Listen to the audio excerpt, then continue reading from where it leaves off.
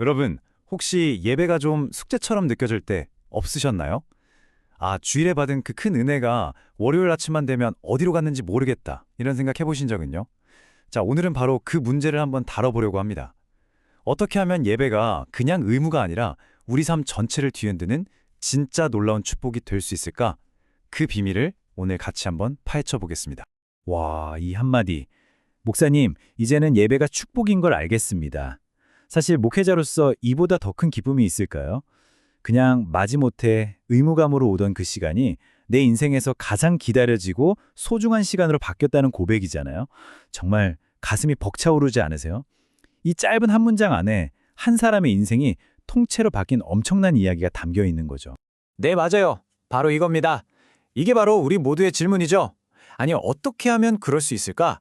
어떻게 하면 예배가 의무가 아니라 축복이 되고 또 주일 예배당에서 끝나는 게 아니라 내 삶 전체로 이어질 수 있을까? 주일엔 그렇게 뜨거웠는데 왜 월요일만 되면 차갑게 식어버리는 걸까요? 아마 다들 한 번쯤은, 아니 어쩌면 매주 경험하고 계실지도 모르겠어요. 오늘 이 질문에 대한 답을 성경 안에서 같이 한번 찾아보려고 합니다. 자, 준비되셨죠? 제대로 한번 들어가 봅시다. 모든 것의 시작은요, 우리가 예배를 뭐라고 생각하느냐에서부터 출발해요. 예배가 뭐 거창하고 복잡한 의식이라고 생각하기 쉬운데 그게 아니에요. 핵심은 딱 이거예요. 나를 이 세상 누구보다 사랑하시는 그 하나님 앞에 그냥 앉아있는 시간이라는 거. 이게 예배의 본질입니다. 바로 그 시간 동안 우리는 그분의 사랑을 온몸으로 느끼고, 내가 이쪽으로 가야 하는구나. 방향을 다시 잡고 결국 점점 더 온전한 사람으로 만들어져 가는 거죠. 여러분, 이거야말로 진짜 엄청난 특권이고 축복 아니겠어요? 좋습니다. 자, 그럼 이제 본격적인 여정을 시작해 볼까요? 첫 번째 코스는 바로 산 위입니다. 더 깊은 예배의 본질이 무엇인지 그 높은 산 정상을 향해서 저랑 같이 한번 올라가 보시죠. 그럼 더 깊은 예배가 대체 뭘까? 우리가 볼 수 있는 가장 완벽하고 이상적인 모델이 성경에 나와 있습니다. 바로 예수님께서 제자들을 데리고 올라가셨던 변화산 사건이에요. 이 사건을 자세히 들여다보면요, 예수님이 드리셨던 예배의 최고봉이 어떤 모습이었는지, 그리고 우리가 꿈꿔야 할 예배가 바로 이런 거구나 하는 걸 아주 선명하게 알 수 있습니다. 근데 여기서 우리가 진짜 주목해야 할 게 예수님의 동기예요. 이게 정말 놀랍습니다. 보통 우리가 기도하러 산에 간다고 하면 뭔가 해결해야 할 큰 문제가 있거나 간절히 원하는 게 있어서 가잖아요. 근데 예수님은 그게 아니었어요. 동기가 훨씬 더 순수했습니다. 그냥 하나님 아버지와 함께 있고 싶어서 그거 하나였어요.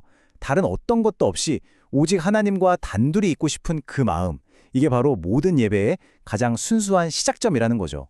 그렇게 순수한 마음으로 하나님 앞에 나아갔을 때 어떤 일이 벌어질까요? 정말 상상도 못할 일이 벌어집니다. 예수님의 모습이 막 눈부시게 변하고 갑자기 모세와 엘리야가 나타나죠? 그리고 그들이 무슨 얘기를 나누냐면 예수님께서 앞으로 예루살렘에서 이루실 그 위대한 구원 계획에 대해 이야기합니다. 여러분, 이게 바로 깊은 예배의 결과예요.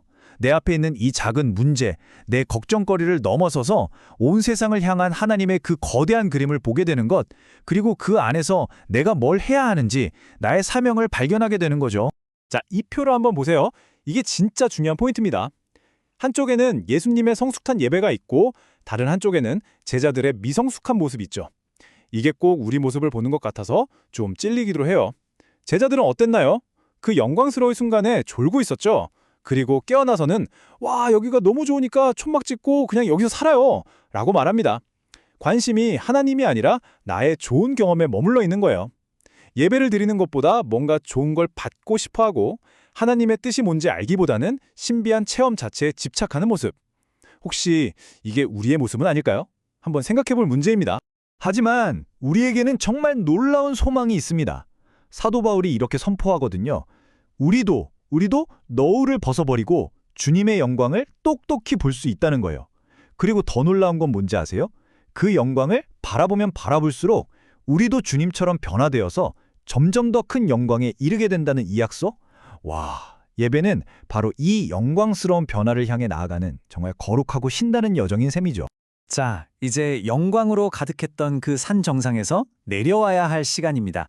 그 눈부신 빛은 잠시 뒤로 하고 이제 우리가 매일 마주해야 하는 저 치열하고 고통스러운 산 아래의 현실로 같이 한번 내려가 보겠습니다. 산 아래 풍경은요, 산 위와는 정말 180도 달랐습니다. 그곳에는 귀신 들려서 고통스러워하는 아들과 그 아들을 보면서 아무것도 못해주고 절규하는 아버지가 있었어요. 해결되지 않는 문제, 아픔, 신음소리가 가득한 곳, 바로 우리가 주일 예배를 마치고 월요일에 돌아가야 할 세상의 모습, 바로 그 자체였죠. 바로 여기서 우리의 가장 큰 문제가 드러납니다. 바로 영적 체험과 삶의 괴리. 이 간극이죠. 생각해보세요. 불과 몇 시간 전에 산 위에서 그 엄청난 예수님의 영광을 눈으로 직접 봤던 제자들이잖아요. 그런데 산 아래의 이 문제 앞에서 그들은 아무것도 하지 못했어요. 속수무책이었죠. 그렇게 놀라운 은혜를 체험했는데도 현실의 문제 앞에서는 완전히 무력한 모습. 이게 제자들만의 이야기일까요? 어쩌면 오늘 바로 우리의 이야기일지도 모릅니다. 이때 예수님께서 탄식하며 하신 말씀을 한번 들어보세요. 아, 믿음이 없고 삐뚤어진 세대요. 이 말씀이 그냥 세상을 향한 꾸짖음으로만 들리시나요? 아니에요. 그 안을 자세히 들여다보면 하나님의 영광을 직접 맛보고도 여전히 현실의 문제 앞에서 쩔쩔매는 제자들을 향한 안타까움이 담겨 있어요. 너희는 그러면 안 되지 않니? 너희는 달라야 하지 않겠니? 라고 물으시는 주님의 그 애타는 마음이 느껴지지 않으세요? 그럼 도대체 어떻게 해야 할까요? 어떻게 하면 이 영광스러운 산 위의 경험과 이 고통스러운 산 아래의 현실을 하나로 이을 수 있을까요? 자, 이제부터가 진짜 중요합니다. 가장 구체적이고 실천적인 부분으로 한번 넘어가 보겠습니다. 산 위와 산 아래를 잇는 다리, 그 길은 바로 이 5가지 구체적인 실천으로 만들어집니다. 첫째, 의도적으로 시간과 공간을 확보하는 거예요. 세상 소리 좀 잠시 꺼두는 거죠. 둘째, 그렇게 확보한 시간에 말씀을 펴서 그리스도를 발견하고 기도로 대화하는 겁니다. 셋째, 목표를 분명히 하는 거예요. 어떤 신비한 체험이 아니라 하나님 그분 자체를 더 알기를 구하는 거죠. 넷째, 바쁜 일상 속에서 의식적으로 잠깐 멈춤을 연습하는 겁니다. 이게 정말 중요해요. 그리고 마지막 5번째, 이 모든 걸 혼자 하면 지쳐요. 함께 격려하고 세워주는 공동체가 반드시 필요합니다. 특히 아까 말씀드린 4번째, 의식적인 멈춤. 이걸 위한 정말 구체적이고 기가 막힌 방법이 있어요. 어떤 목사님이 한 직장인 성도에게 이렇게 권했대요. 회사에 딱 15분만 일찍 출근해서 의자 하나에 기도 의자라고 이름을 붙여보세요. 그리고 매일 아침 그 의자에 앉아서 하루를 시작하는 겁니다. 와, 이 짧은 15분의 멈춤. 이게 우리의 정신없는 일상을 거룩한 예배의 자리로 바꿔주는 아주 강력한 스위치가 될 수 있다는 거죠. 정말 멋진 아이디어 아닌가요? 당장 내일부터 해볼 수 있겠어요. 자, 이제 거의 다 왔습니다. 우리의 여정을 마무리하면서 이 모든 것들이 결국 어디를 향해 가고 있는지 그 최종 목적지를 함께 확인해 보겠습니다. 오늘 우리가 나눈 이야기의 핵심을 딱 하나의 방정식으로 정리할 수 있습니다. 바로 이겁니다. 더 깊은 예배, 더하기 일상의 예배는 성숙한 그리스도인의 삶. 아주 간단하죠? 산 위에서의 그 깊은 예배가 산 아래에서의 치열한 일상의 예배로 이어질 때 바로 그때 우리는 무력함에서 벗어나서 세상을 변화시키는 진짜 능력 있는 그리스도인으로 살아갈 수 있게 되는 겁니다. 우리의 예배는 이렇게 자라나야 합니다. 처음에는 그냥 의무감으로 시작할 수 있어요. 괜찮습니다. 그러다 보면 어느 순간 이게 내 삶에 정말 중요한 거구나 깨닫게 되죠. 그리고 더 나아가면 예배가 얼마나 큰 축복인지 온몸으로 경험하게 됩니다.